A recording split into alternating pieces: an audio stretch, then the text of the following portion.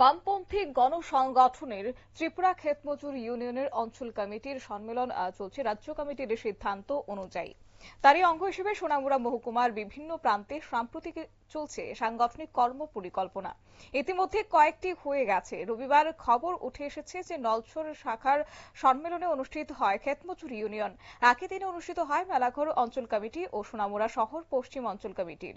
এই তিনটি সম্মেলন একই দিনে কিছুক্ষণ আগে সমাপ্তি হয়েছে এবং নলছর অঞ্চল সম্মেলনে প্রতিনিধির উপস্থিতি ছিল 46 জন। সম্মেলনের দীর্ঘ আলোচনা পর্যালোচনা শেষে 17 জনের নতুন সাংগঠনিক কমিটি গঠন করা হয়। সভাপতি ও সম্পাদক নির্বাচিত হয়েছেন যথাক্রমে সজল দাস ও নিখিল দেবনাথ।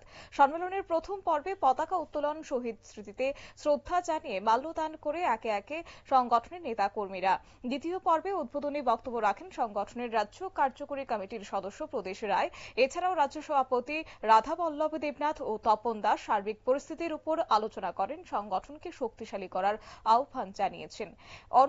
অনুরূপভাবে সোনামুড়া শহর পশ্চিম অংশের অঞ্চল সম্মেলন অনুষ্ঠিত হয়। এদিন প্রতিনিধি দলে ছিলেন 42 জন।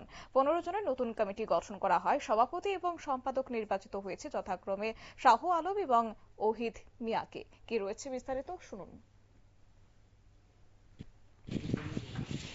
এটাই হচ্ছে বাস্তবতা এবং সেখানে দাঁড়িয়ে আমরা যে শ্রেণী শত্রুদের বিরুদ্ধে আমাদের কর্মসূচি নিয়ে কাজ করি, সেখানে দাঁড়িয়ে আমাদের শ্রেণী শত্রুরা তারা বিভিন্ন জায়গায় সম্প্রদায়ের নামে, ধর্মের নামে আমাদের ঐক্যবদ্ধতাকে নষ্ট করে দেওয়ার জন্য বা ঐক্যবদ্ধ যাতে আমরা না হতে পারি, না করতে পারি, তার জন্যই তারা প্রয়াস চালায়, যা করে যাচ্ছে।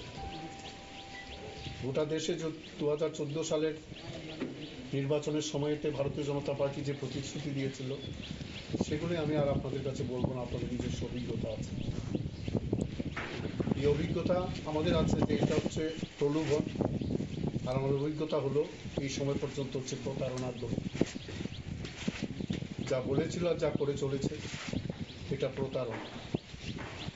কৃষক থেকে আরম্ভ করে ক্ষেতমজুর আমরা যারা এবং ছাত্র যুবক প্রতিটি পেশা নিয়োজিত মানুষ, অন্যান্য অংশের মানুষ, তাদের কাছে তাদের দেওয়া প্রতিশ্রুতি আর আজকের বাস্তবতা হচ্ছে প্রতারণা। তারাই বলেছিল সরকারে যাবার আগে যে আমাদের দেশের কৃষকদের উৎপাদিত ফসলের তারা লাভজনক দাম দেবে। আমাদের দেশের প্রথিতযশা কৃষি বিজ্ঞানী ডক্টর স্বামীনাথন অভিযান তারা যে রিপোর্ট দিয়েছিল, সেই রিপোর্ট অনুসারে আমাদের দেশের প্রধানমন্ত্রী শপথ গ্রহণ করার আগে, আপনাদের নিশ্চয়ই মনে পড়ে টেলিভিশনে সেদিন আমিও দেখেছিলাম, আপনারা অনেকেই দেখেছেন, তিনি সেখানে প্রথম পার্লামেন্টে তার শপথ গ্রহণের পরেই পার্লামেন্টের চৌকাঠকে প্রণাম করে বললেন। আপনারা শুনলেন সদস্যদের বক্তব্য। অবশ্য অপরদিকে আছে মেলাঘরেও ত্রিপুরার ক্ষেতমজুর ইউনিয়নের 10ম সম্মেলন অনুষ্ঠিত হয়েছে। প্রতিনিধি দলে ছিল 44 জন।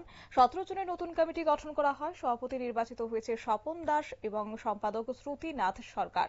সম্মেলনে সংগঠনের শক্তিশালী করার আহ্বান জানিয়ে বক্তব্য রেখেছেন দীনেশ দাস, একই সঙ্গে গৌরাঙ্গ ঠাকুরতা, শ্যামল দে। নিয়ে নিচ্ছে ছোট্ট একটি বিজ্ঞাপন বিরতি, সঙ্গে থাকুন।